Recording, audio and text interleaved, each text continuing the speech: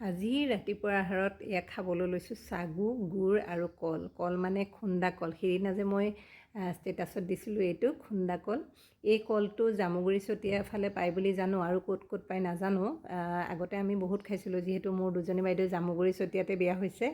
আৰু এইয়া দেখিছে, মই আপোনালোকক দেখাই দিছোঁ ৰ'ব। কলটো যদি মাজেদি আঙুলিটো সোমাই দিয়া যায় তেতিয়াহ'লে একদম সমানে তিনিভাগ হৈ যায়। এইটো মানে কিবা এটা ভাল লাগে মোৰ, সেইকাৰণে আপোনালোককো দেখুৱালোঁ। জনাসকলেতো জানে, যিসকলে নাজানে তেখেতসকলক দেখালোঁ। এয়া দেখিছে একদম ধুনীয়াকৈ তিনিভাগ হৈ যায়, আৰু কলটোৰ বহুত বেছি সোৱাদ হয়। আৰু কালাৰটো দেখিছেনে, একদম হালধীয়া।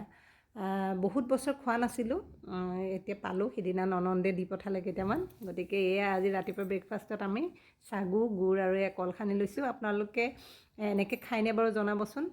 গাখীৰো ল'ব পাৰি, কিন্তু কলটো সানি দিয়াৰ পিছত গাখীৰৰ প্ৰয়োজনেই নহয়। এয়া চাওকচোন, সানি লোৱাৰ পিছত দেখিবলৈ ইমান ধুনীয়া হৈছে, দেখিছেনে? একদম লোভ লাগিছে আৰু এনেকৈ দেখিলে। খাওঁ দেই, মই ৰখিব নোৱাৰোঁ।